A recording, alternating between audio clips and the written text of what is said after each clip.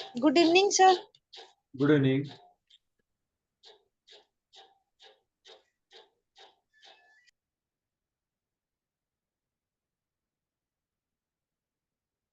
Join किया नहीं।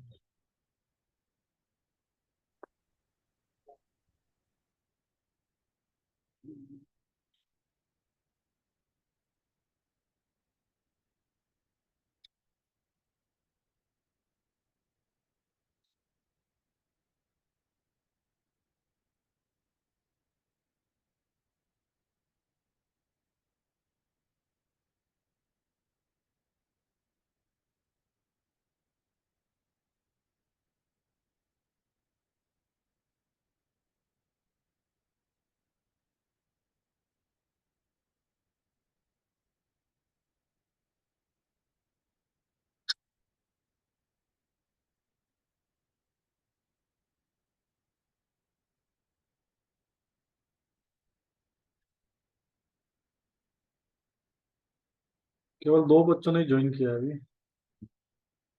चलो कोई नहीं, हम स्टार्ट करते हैं। मेरी आवाज आ रही है आपको? गायत्री एंड कुंदन, मेरी आवाज आ रही है क्या? जी सर आ रहा है। ठीक है, ठीक है। तो हम आज एक ये लास्ट क्लास और पढ़ेंगे इन्वायरमेंटल केमिस्ट्री के बारे में। इसके बाद हम मोनोमर से स्टार्ट करेंगे, टाइप्स एंड जो भी है। ठीक है। तो एसिड रेन जैसे नाम से ही एक्सप्लेन होता है कि एसिड रेन। ओके। तो मतलब जो आपकी रेन हो रही है उसमें एसिड कंटेंट है। ऑब्वियसली एसिड कंटेंट किससे होगा? कुछ एसिडिक कंपाउंड पानी में ऐड हो रहा है, उसकी वजह से आपका जो पानी है उसका पीएच कम हो जा रहा है और वो आपके एनवायरनमेंट पे हार्श इफेक्ट डाल रहा है। तो अगर एसिड रेन को हम डिफाइन करें तो wet and dry deposition of acidic substance from the atmosphere. तो ये क्या हो रहा है कि आपका एसिड सब्सटेंस है वो आइदर इन वेट और ड्राई फॉर्म में आपका एटमोस्फेयर पे डिपॉजिट हो रहा है। ये कैसे हो रहा है ये हम नेक्स्ट स्लाइड में देखेंगे। तो ये क्यों हो सकता है? ये रेन की वजह से हो सकता है, स्नो, क्लाउड वाटर ड्रॉपलेट्स और सॉलिड पार्टिकल्स। ओके।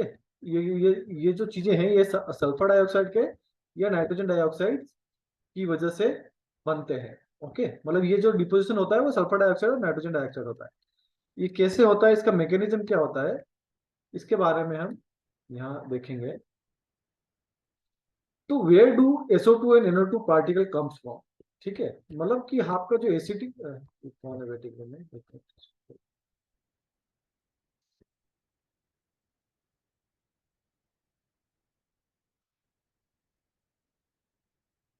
तो where do SO2 and NO2 particles come from?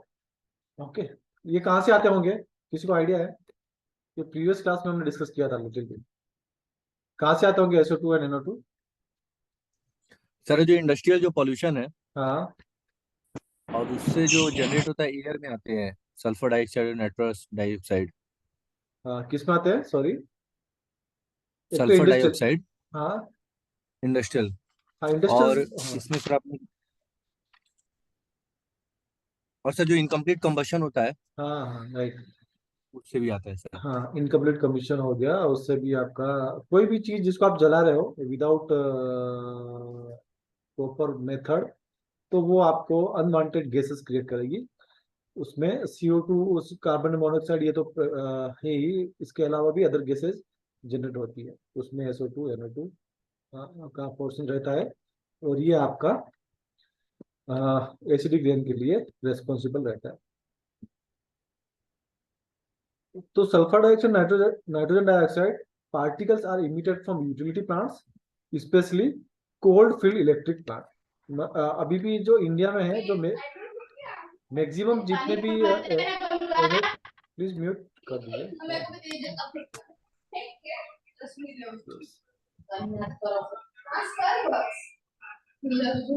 Okay. तो ये जो कोल फील्ड इलेक्ट्रिक प्लांट है, मतलब कोल फील्ड मतलब जो कोयला, जो उसका रॉ मटेरियल रहता है वो कोयला रहता है। ठीक है।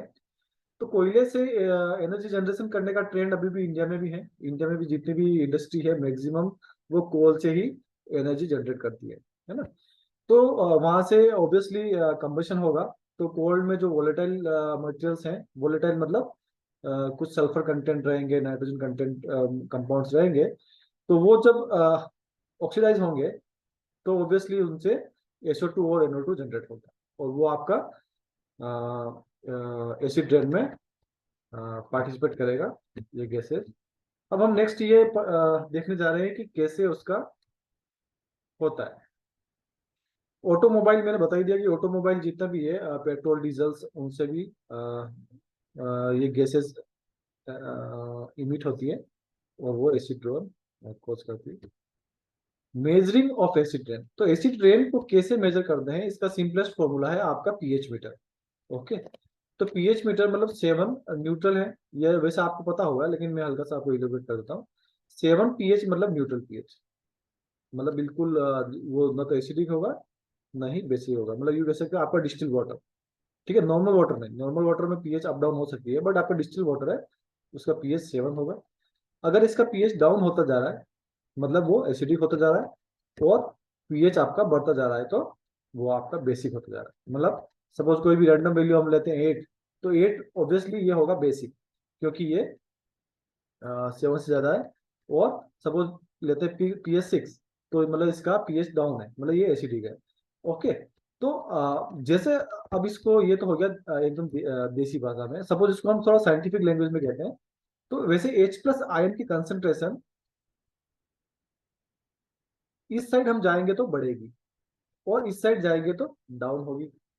ओके, तो H+ आयन की कंसेंट्रेशन अगर मैं 0 की तरफ बढ़ रहा हूँ तो वो डाउन बढ़ रही है, और अगर मैं 14 की तरफ जा रहा हूँ तो ये बढ़ रही है। तो यहाँ पे किसकी कंसेंट्रेशन होगी फिर, कौन सा आयन होगा यहाँ पे, कोई बता सकता है? हाइड्रोजन आयन की कंसेंट्रेशन में बोल रहा हूँ डाउन होती जा रही है इन राइट हैंड साइड, इधर इस साइड। तो किसकी कंसेंट्रेशन बढ़ती जाएगी?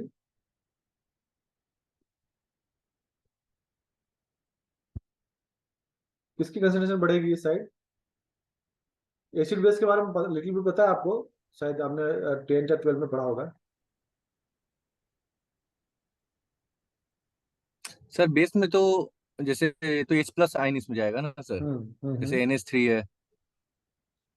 नहीं, मेरा क्वेश्चन ये है कि एसिड। आपका आपका हाँ।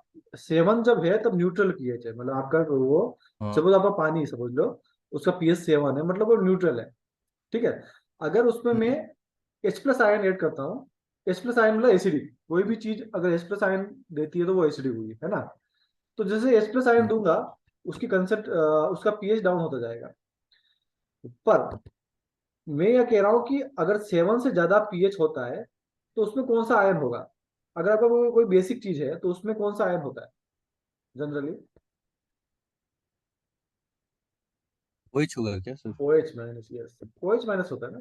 ये सिंपल है, मतलब वाटर सपोज H2O है, H-। H2O हाँ। न्यूट्रल क्यों होता है? क्योंकि इसमें दोनों आयन होते हैं, H+ आयन भी होता है और OH- आयन भी होता है। जब ये डिसोसिएट होगा तो H+ भी देगा और OH- भी देगा, इसलिए ये न्यूट्रल रहता है पानी, इसलिए पानी का एग्जाम्पल ले रहे हैं ना। तो जैसे आपका हाइड्रोजन आयन कंसेंट्रेशन बढ़ती जाएगी, अ, अ, इस डायरेक्शन में हाइड्रोजन आयन कंसेंट्रेशन बढ़ती जाएगी, तो आपका सॉल्यूशन है वो एसिडिक होता जाएगा, और इस डायरेक्शन में आपका सॉल्यूशन बेसिक होता जाएगा। ओके, तो यही चीज मैं समझाना चाह रहा हूँ कि होगा क्या, कि जब एसिड रेन होगी तो एसिड रेन में एसिड्स होंगे। एसिड्स कौन से होंगे जनरली? हमने पिछले अभी लास्ट स्लाइड में क्या क्या पढ़े थे?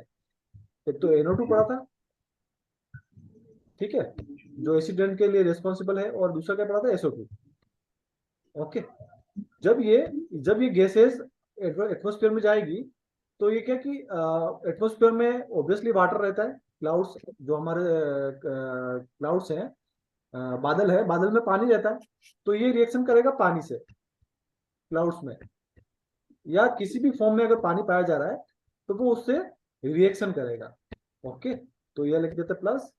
ओके, ये दोनों गैसेस जब वाटर से रिएक्ट करेगी तो क्या बनना चाहिए? जी। अगर ये दोनों गैसेस वाटर से रिएक्ट करेगी तो क्या बनना चाहिए? सॉरी। सर ये तो एक तो H2SO4 बनेगा सर। वेरी गुड, H2SO4, और एक HNO3 बनेगा सर। हाँ, गुड। ओके, तो ये दोनों एसिड हमको वेल नोन है ना, केमिस्ट्री लैब में अगर आप कहीं भी जाओगे ये बहुत ही कॉमन से एसिड्स है, H2SO4 NaHNO। तो ये कहाँ से आ रहे हैं, क्योंकि ये बन रहे हैं इनसे NO2 से और SO2 गैसेस से, जो कि इमिट हो रही है इंडस्ट्रियल इमिशन से, और कम अपना अपना क्या बोलते हैं इसको, ट्रांसपोर्ट जो भी है वहां से, ठीक है, वहां से ये गैसेस इमिट हो रही है, वो एनवायरमेंट में जाके पानी से रिएक्ट कर रही है और फाइनली सल्फ्रिक एसिड और नाइट्रिक एसिड बना रही है। और ये सल्फ्रिक एसिड नाइट्रिक एसिड आपका बारिश के साथ बरसेगा और वो पीएच डाउन कर देगा। ओके, और वो आपका एसिड रेन कहलाएगा। ठीक है, तो जितना एसिड ज्यादा, कंटेंट ज्यादा रहेगा, ओके, जितना आपका जितना आपका सल्फ्रिक एसिड और नाइट्रिक एसिड का कंटेंट पानी में ज्यादा रहेगा, वो उतने ही ज्यादा हाइड्रोजन आयन देंगे, तो आपका पीएच उतना ही डाउन होता जाएगा। ठीक है, तो मतलब अगर आपका पीएच ज्यादा डाउन है मतलब ज्यादा हाइड्रोजन आयन उसमें है, मतलब आपका पानी है वो ज्यादा खराब हो चुका है। ठीक है, तो हम एसिड रेन को कैसे मेजर कर सकते हैं, उसकी हाइड्रोजन आयन कंसेंट्रेशन से। ओके, तो हमारा हाइड्रोजन आयन पानी जो बरस रहा है उसका अप्रोक्स न्यूट्रल रहना चाहिए, बट अगर वो उसका पीएच डाउन है तो वो हमारे लिए घातक है। ठीक है, पीएच डाउन नहीं होना चाहिए, पीएच न्यूट्रल रहना चाहिए। ओके, तो ये मैकेनिज्म समझ में आया आपका, एसिड रेन कैसे बन रहा है, कैसे गैसेस से एसिड बन रहा है, एसिड पानी के साथ नीचे आ रहा है और वो आपके सारा जो भी पानी बरस रहा है उसको एसिडिक बता रहा है। ठीक है, अब ये पानी बरसेगा, जाएगा कहाँ फाइनली, पानी जाएगा आपके पॉन्ड में, रिवर में, है ना, या फिर हम्म, ओशन में जाएगा। तो ये हम्म, फाइनली जो वहां का जो सिस्टम है, जब वहां का जो पीएच है उसको भी वो डाउन कर देगा। ठीक है, तो वहां पे जितनी भी एक्वेटिक लाइफ है, एक्वेटिक लाइफ मतलब जैसे मछलियां हो गई, ठीक है, जो भी है मछली है, जो भी आपका एक्वेटिक लाइफ समझ रहे हो ना, आपका जो भी पानी में रहते हैं, तो उनके लिए तो वो चीज बहुत दिक्कत हो गई, वो तो उस पीएच में रह ही नहीं पाएंगे। ठीक है, उसके अलावा पानी फाइनली, हम भी तो पानी को यूज कर रहे हैं, उसी पानी को, तो वो हमारे शरीर में भी जाएगी और हमारे ऑर्गन्स भी उसके अकॉर्डिंग काम करने में दिक्कत आएगी, जो भी है उसकी मेटाबॉलिज्म। ठीक है, ऑर्गन्स की जो भी मेटाबॉलिज्म है वो इसके साथ चेंज होगी और वो आपके फाइनली इफेक्ट करेगी आपका मतलब ऑल ओवर सिस्टम आपका इफेक्ट हो जाएगा। ठीक है, आ, आ, ये तो हो गया कि आपका अच्छा, एक चीज बताइए कि समुद्र में जाएगा तो समुद्र का पानी एसिडिक होता है बेसिक होता है?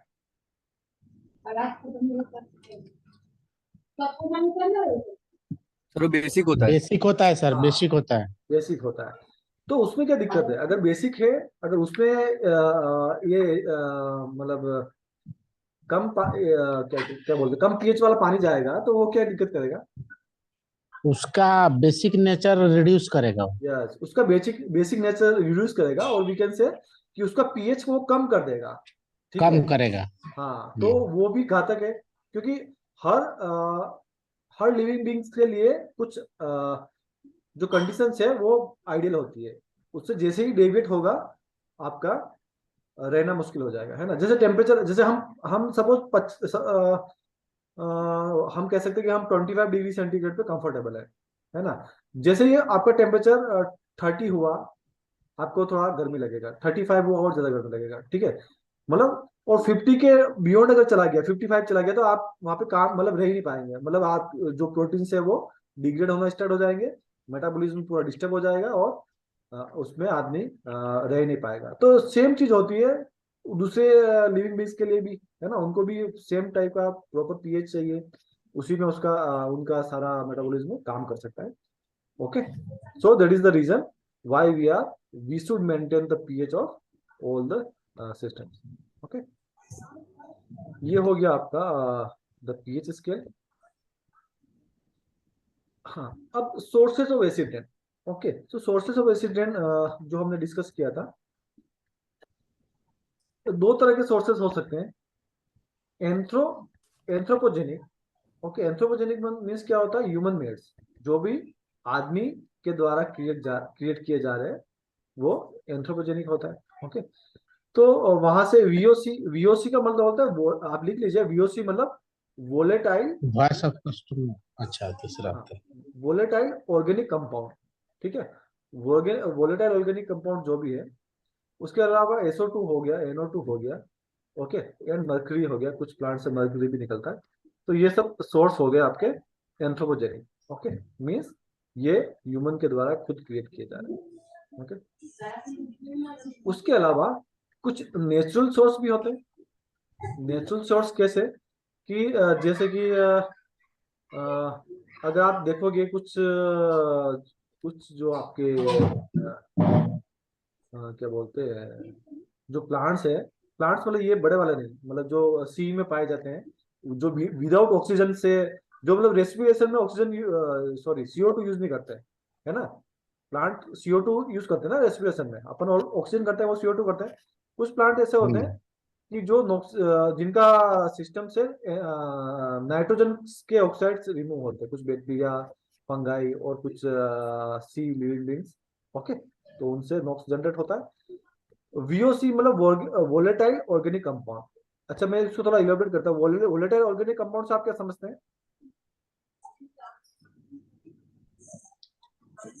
वोलेटाइल ऑर्गेनिक कंपाउंड कुछ पता है आपको क्या होता है?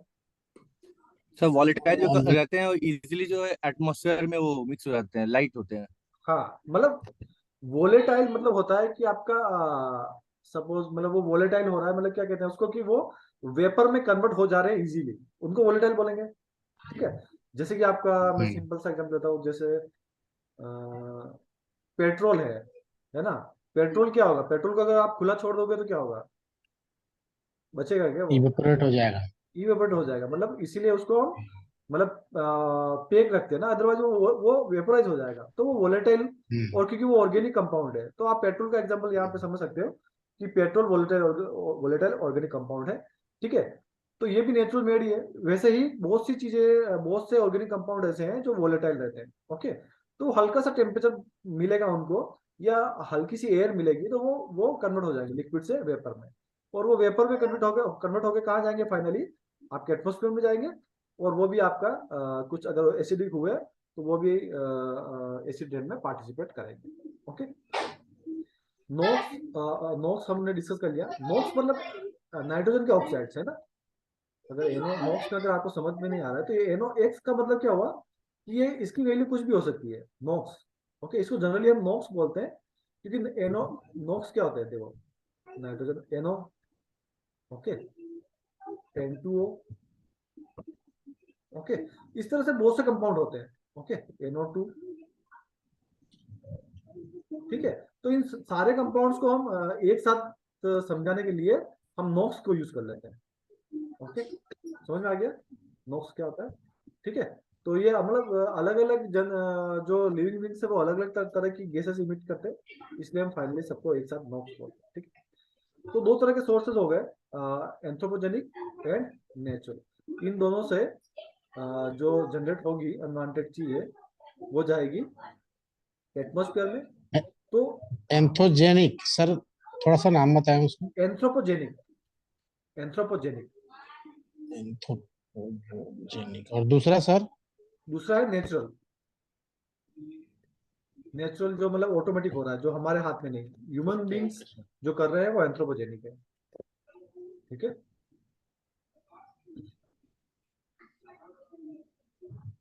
ओके। तो यहाँ से जो जनरेट हो रहे हैं वो दो फॉर्म में हो सकते हैं, आइदर गैसियस पॉल्यूटेंट, ठीक है, या तो ये गैसियस फॉर्म में होंगे, या फिर छोटे छोटे पार्टिकुलेट्स, मतलब छोटे छोटे पार्टिकल्स होंगे, इन पॉल्यूटेंट के छोटे छोटे पार्टिकुलेट्स होंगे, ठीक है। तो ये दो फॉर्म में एटमोस्फेयर में पाए जा सकते हैं, ओके। जो गैसियस फॉर्म है वो भी पार्टिकुलेट फॉर्म में चेंज हो सकता है, और जो पार्टिकुलेट फॉर्म है वो भी गैसियस फॉर्म में चेंज हो सकता है। It is depend on atmospheric condition. अगर टेम्परेचर हाई है तो आपका जो पार्टिकुलेट है, वो सपोज मिस्ट है, मतलब पानी की बहुत छोटी छोटी बूंदे जिसको बोलते हैं, अगर उसमें वो पाया जा रहा है तो वो कन्वर्ट हो जाएगा आपका गैसियस में। सेम थिंग्स, अगर गैसियस फॉर्म में है और टेम्परेचर डाउन हुआ तो वो पार्टिकुलर फॉर्म में चेंज हो जाएगा। इस तरह से वो आपस में म्यूचुअली चेंज हो सकते हैं, ओके। फाइनली जो ये पार्टिकुलेट है, ये क्लाउड वाटर से रिएक्ट करेंगे, pollutant in cloud water, okay, and precipitate. Precipitate means पानी के साथ वो नीचे आ बैठ जाएगा। जाता है। हाँ ठीक है ना।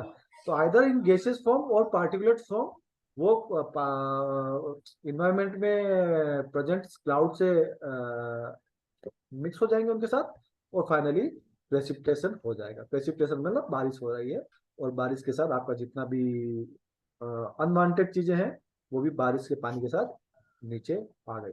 ठीक है, तो ये पूरा एक तरह से मैकेनिज्म हो गया। ओके, तो जब बारिश के साथ नीचे आएगा जो भी पोल्यूटेड, उनको हम बोलेंगे wet deposition. Wet deposition means वो पानी के साथ आ रहा है, मतलब गीला डिपोजिशन। ओके, तो मतलब पानी के साथ आ रहा है। Same thing, this gases and particulates also can be deposited in dry deposition form. Okay, dry deposition means ये पानी के साथ नहीं आ रहा है, ठीक है, ये एटमोस्फेयर में है, बट कहीं सपोज ये पार्टिकल एटमोस्फेयर पे, रॉक्स पे, ओके, जो भी अवेलेबल है वहां पे जम जाएगा अगर। ओके, तो वो ड्राई डिपोजिशन कहलाएगा। मतलब वो बारिश के पानी के साथ नहीं आया है, वो सीधा ही मतलब एटमोस्फेयर में एयर के साथ फ्लो हो गए कहीं भी हाइट पे, या कहीं भी वो डिपोजिट हो गया। ओके, तो इस तरह से डिपोजिट दो तरह से हो सकता है। First is dry deposition and second is wet deposition. Okay, तो ये दो दो तरह के डिपोजिशन प्रोसेस है। ठीक है, क्लियर? इसको मैं आपको एडवाइस करता हूँ, ये चीजें आप लिख लीजिए, नोट करिए, इससे कि आपको बहुत अच्छा समझ में आएगा। ठीक है, क्योंकि अगर आपको एग्जाम में आता है क्वेश्चन, तो आपको ये चीजें इलेबोरेट करनी पड़ेगी, समझानी पड़ेगी। ओके,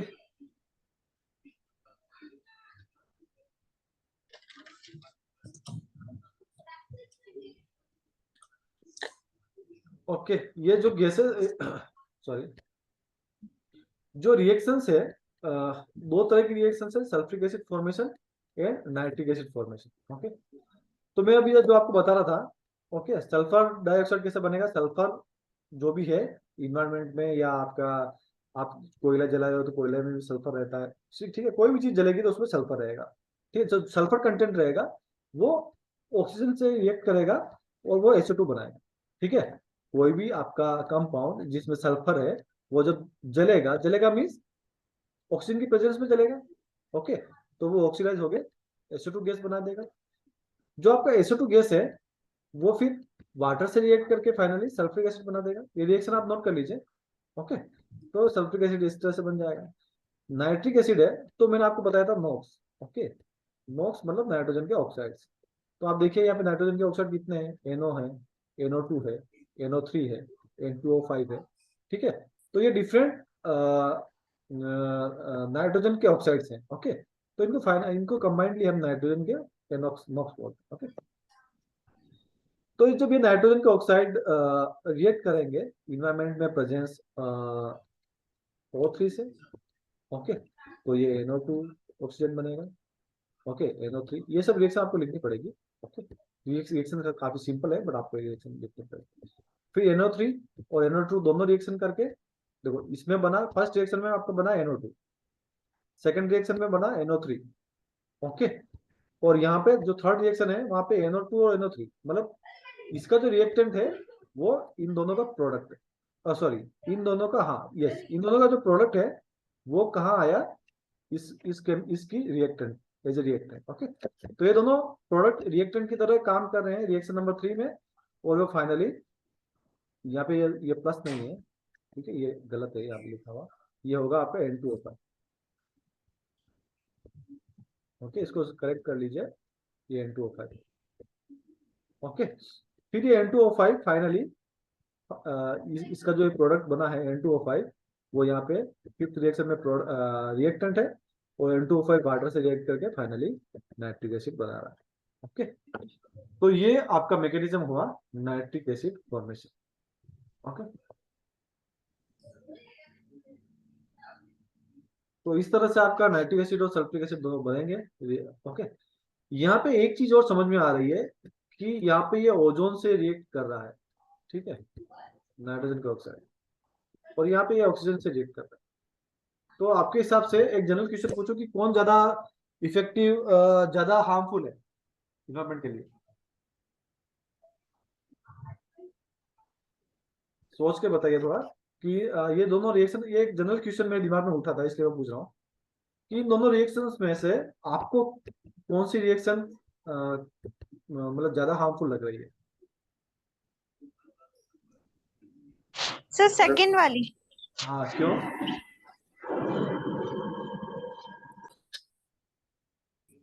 एक्सप्लेन करिए प्लीज। सर ये ओजोन के साथ रिएक्ट करके उसको से डिप्लीट करेगा ना। हाँ हाँ, वेरी गुड। क्योंकि यहाँ पे ये ओजोन लेयर को भी डिप्लीट कर रहा है ना। ओके, तो depletion of ozone layer will be also there. Okay, तो ये आपका दुगुना नुकसान कर रहा है ना। ये एसिड रेन तो कर ही रहा है, और साथ में आपका ओजोन लेयर डिप्लीशन भी कर रहा है ना। तो ओजोन लेयर डिप्लीशन वैसे हमने पढ़ा नहीं है, लेकिन आपको इसके बारे में पता होगा कि इसी तरह की जो गैसेस होती है वो जब ओजोन से रिएक्शन करती है तो ओजोन को मतलब तोड़ देती है। जो ओजोन की एक लेयर है हमारे चारों तरफ, उसमें क्या होल्स क्रिएट हो जाएंगे। ओके, होल्स क्रिएट हो चुके हैं ऑलरेडी। ये होल्स क्यों क्रिएट किए हुए हैं?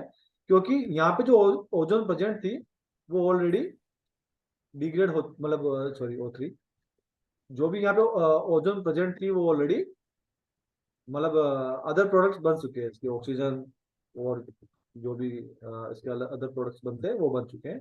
तो इसलिए आपकी ऑक्सीजन ओजोन लेयर डिप्लीट हो चुकी है। ओके, इसको मैं इसलिए एलिब्रेट कर रहा हूँ कि मैं नेक्स्ट क्लास ये नहीं पढ़ाऊंगा, तो इसको तो समझा जाता हूँ। तो ओजोन लेयर में इनको बोलते हैं हम होल, ओजोन होल्स। ओके, ये और ये जो बन गए हैं इस तरह से इनको बोलते हैं ओजोन होल्स। ओके, तो ओजोन होल्स बन रहे हैं तो आप ये क्यों नुकसानदायक है? ओजोन होल्स जो बने हैं ये क्यों नुकसानदायक? सर ये जो सनलाइट से जो रेज आते हैं ना सर, हम्म ये पृथ्वी को जो कवर करता है ओजोन लेयर, हम्म वो क्या होता है उसको वापस रिफ्लेक्ट कर देता है। अगर इसमें होल बनेंगे तो सनलाइट डायरेक्टली इंटर करेगा पृथ्वी के अंदर। यस, वेरी तो इससे गुड। बहुत सारी अलग अलग बीमारियां चालू हो जाती हैं, जैसे हमारे हाँ स्किन कैंसर और ये सब जो चीजें आजकल चल रही हैं, हाँ हाँ, सही है। उसका एक इफेक्ट है। तो ओजोन लेयर एक तरीके का जो है परत का काम करता है अर्थ पे। और यस अगर इसमें होल होते हैं तो मतलब अर्थ का जो है दिक्कत करेगा, यस इन्वायरमेंटल कंडीशंस खराब करेगा, प्लस ह्यूमन बींग के लिए भी इम्पैक्ट करता है। यस, आपका आंसर बिल्कुल सही है। एक मेरा हल्का सा क्वेश्चन हो रहा है कि इसमें मतलब कौन सी रेस को ये प्रोटेक्ट करता है? अगर आप गूगल भी कर सकते हो, लेकिन आप मुझे बताइए कि ये कौन सी रेस यूवी को। रेज है सर। Yes, very good.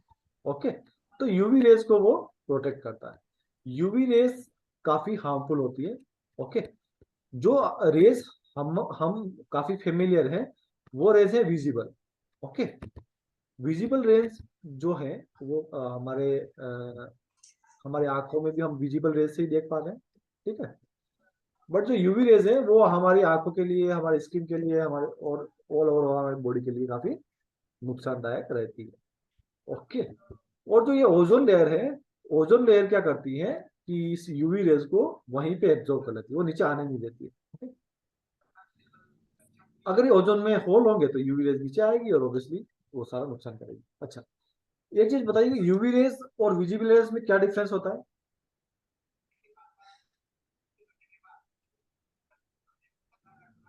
अगर आपने एक स्पेक्ट्रम पढ़ा होगा, ओके, तो उसमें मतलब ये UV rays, then visible rays, visible को मैं कैपिटल वी से लिख देता हूँ, then infrared, okay, then radio rays.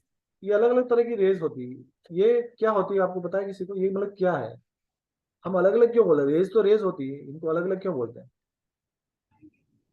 ये आपको पता होना चाहिए, इसलिए मैं ये चीजें सब थोड़ा बता रहा हूँ आपको। सर ये इलेक्ट्रोमैग्नेटिक वेव होता है, हाँ, ये सारी इलेक्ट्रोमैग्नेटिक वेव है। ठीक है। लेकिन इसका सर वेवलेंथ शॉर्ट होता है sir. Yes yes, very good, excellent. किसका शॉर्ट सर होगा? यूवी यूवी रेंज का मतलब अल्ट्रा वायलेट है। हम्म, yes, ultraviolet, yes.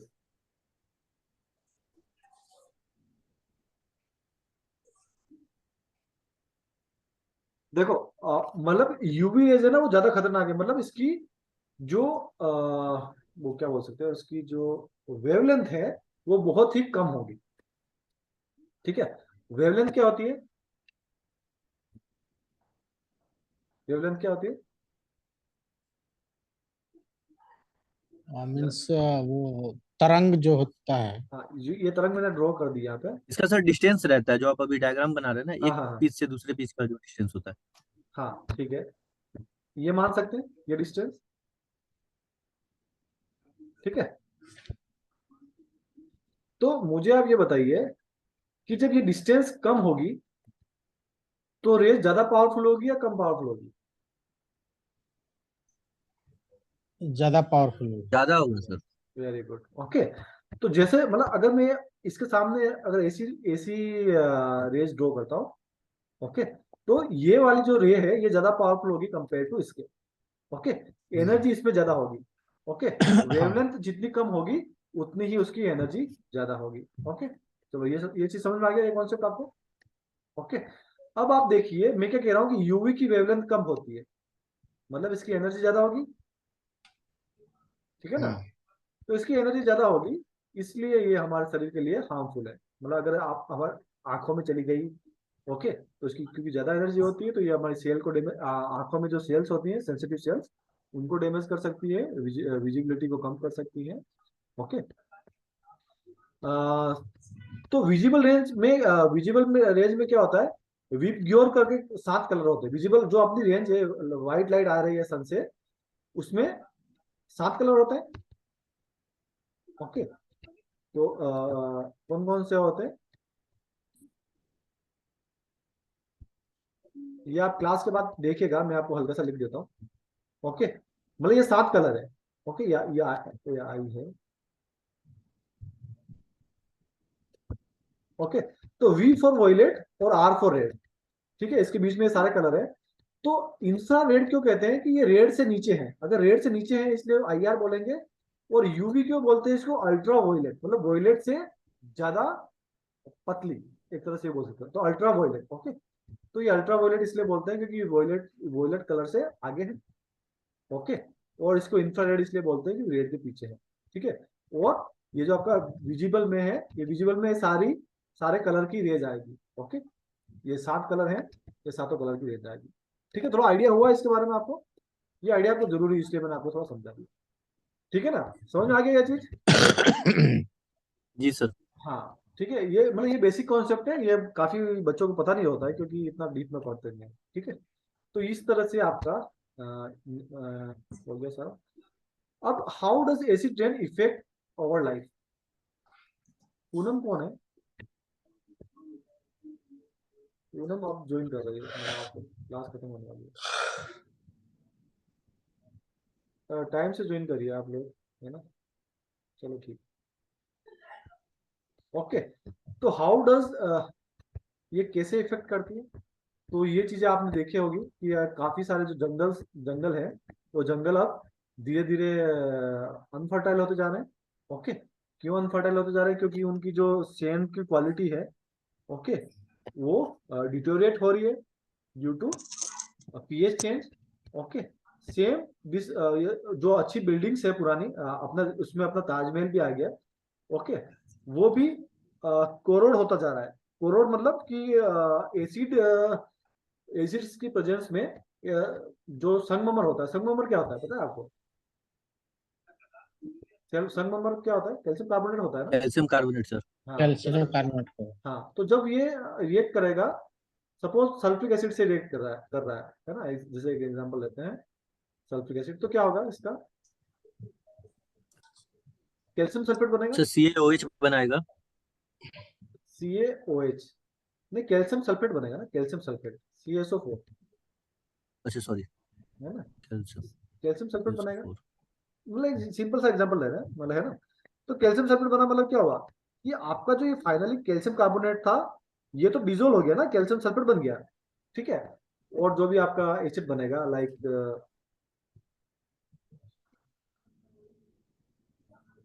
H2CO3, okay, ये एसिड बन गया। तो ये तो प्रोडक्ट बन के आपका मतलब फाइनली क्या हुआ कि आपकी जो जो चट्टान थी, जो कैल्शियम कार्बोनेट मार्बल था, वो तो मतलब दूसरे फॉर्म में कन्वर्ट हो गया ना। तो मतलब अब आपका वो मार्बल रही, तो मार्बल की क्या हो जाएगा, कलर चेंज हो जाएगा, वो येलोइश हो जाएगा, ठीक है। और वो जो उसकी जो साइन है वो चली जाएगी, ठीक है। तो ये तो मैं सिर्फ सल्फ्रिक एसिड की बात कर रहा हूँ, अदर एसिड नाइट्रिक एसिड भी रिएक्ट करेगा, और भी कुछ भी एसिडिक प्रोडक्ट होंगे तो वो रिएक्ट करेंगे, तो आपकी जो अच्छी बिल्डिंग्स है वो भी खराब होती जाएगी। ओके, उसके अलावा जो एक्वेटिक लाइफ है, ओके, जो पानी का पीएच चेंज होगा तो इसमें रहने वाली मछलियां, इस पे डिपेंड जो अदर बर्ड्स हैं, वो सारे उनकी लाइफ भी दिक्कत में आ जाएगी। सेम जो पुराने स्टेचूज है, ओके, वो भी इसी तरह से मार्बल से और इनसे बने रहते हैं। Plaster of Paris, okay. Plaster of Paris क्या होता है? प्लास्टर ऑफ पेरिस क्या होता है? कैल्शियम सल्फेट होता है वो, है ना? Calcium. Calcium Yes, sir. Sulphate dot, इसे PU भी बोलते हैं, मोस्टली घरों में यूज की जाती है। हाँ हाँ, यस। तो calcium sulphate, then I think half H2O शायद होता है इसमें, हाफ H2O या 2H2O होता है, एक बार देख लेना। ओके, तो इस तरह से ये आपका जिप्सम होता है, उससे प्लास्टर ऑफ पेरिस बनता है। ओके, तो जिप्सम में हाँ, शायद जिप्सम। हाँ, जिप्सम में शायद कैल्शियम सल्फेट 0.2H2O होता है, फिर वो जब प्लास्टर ऑफ पेरिस बनता है तो उसमें हाफ H2O हो जाता है, पानी में थोड़ा। ठीक है, तो ये आपका ये चीज है, ये भी आपका जब एसिड इसके ऊपर बरसेगा तो ये भी केमिकल रिएक्शन होगा। और जिस तरह से आप इस स्टेचू पे देख सकते हैं, है ना, इस तरह से ये ब्लैकिश होते जा रहा है, ओके, फॉरवर्ड होता जा रहा है, तो ये इफेक्ट भी एसिड रेन के कारण होता है। Then acid rain in US, okay, तो एक ये चार्ट मुझे मिला था, काफी इंटरेस्टिंग लगा। इसमें आप देख सकते हैं कि ये है ना pH 5.1, जो जितना मतलब ग्रीन में होता जा रहा है, ओके, तो ये hydrogen ion concentration measurement made on the field, okay, वो वहाँ की जो फील्ड लेबोरेटरीज हैं वहां से इनका पीएच मेजरमेंट किया गया है। तो यहाँ पे देखिए आपकी जो रीजन है ना, जो येलोइश होता जा रहा है, तो ये कह रहे हैं कि ये येलोइश इसलिए हो रहा है क्योंकि यहाँ पे एसिड रेन बहुत ज्यादा हो रही है। ठीक है, मतलब अगर आपका डार्क ग्रीन है तो ठीक है, पीएच ज्यादा है, लेकिन अगर आप पीएच डाउन होता जा रहा है, जो कि आप इस स्केल से देख सकते हैं, अगर आपका पीएच डाउन होगा तो कलर येलोइश में चेंज होगा, ओके, और कहीं कहीं येलोइश चेंज हो रहा है, तो ये इसलिए हो रहा है क्योंकि यहाँ पे एसिड रेन हो रही है, ओके, और ये इसलिए हो रहा है क्योंकि वहाँ पे पोल्यूशन ज्यादा है। okay? तो what can we do? Okay, finally हम हमारे जीवन में क्या कर सकते हैं जिससे कि कुछ फायदा हो? तो turn off lights at home, okay, turn off light करने से एसिड रेन में क्या फर्क पड़ेगा? टर्न ऑफ लाइट को टर्न ऑफ करने से एसिड रेन में क्या फर्क पड़ रहा है यार? सर एनर्जी कम कंज्यूम होगा तो आपका जो प्लांट से जो प्रोडक्शन हो रही है वो भी कम चाहिए। यस यस, हाँ, तो हम इनडायरेक्टली आप प्रोसेस को, एनर्जी सेविंग करके आप इन्वायरमेंट को इम्पैक्ट कर रहे हो। Yes yes, very good, okay, means कि आप अगर एनर्जी कम कंज्यूम करेंगे तो उसको जनरेट भी कम करना पड़ेगा, और जितनी कम एनर्जी जनरेट होगी उतना ही आपका CO2 इमिशन और जो भी आपके SO2 NO2 इमिशन है वो कम होंगे, तो ग्रीन हाउस इफेक्ट भी कम होगा, एसिड रेन भी कम होगा, और सारी चीजें कम होंगी। Okay, turn out computer, ride bikes when possible, use less paper, okay, less paper use करना भी सही है, use less water, okay, and recycling, this is the most important thing, recycling करना बहुत ही इंपॉर्टेंट है, क्योंकि रिसाइकलिंग से हम मैक्सिमम एनर्जी सेव कर सकते हैं। ओके, तो जो भी प्रोडक्ट है उसको बनाने में जितना कॉस्ट लगता है, उसको रिसाइकलिंग करने में उस काफी अराउंड 50% एनर्जी हम सेव कर सकते हैं रिसाइकलिंग से। तो ये भी इन्वायरमेंट को सेव करने का काफी अच्छा और कारगर तरीका हो सकता है। ओके, तो आज मैं क्लास यहीं एंड कर रहा हूँ, ओके, फिर मिलते हैं हम कल। ठीक है, अब मैं कंटिन्यू रहूंगा, अभी मैं कल ट्रैवलिंग में था इसलिए नहीं कर पाया। ओके, कल से हम मोनोमर्स के बारे में पढ़ेंगे। Okay, you can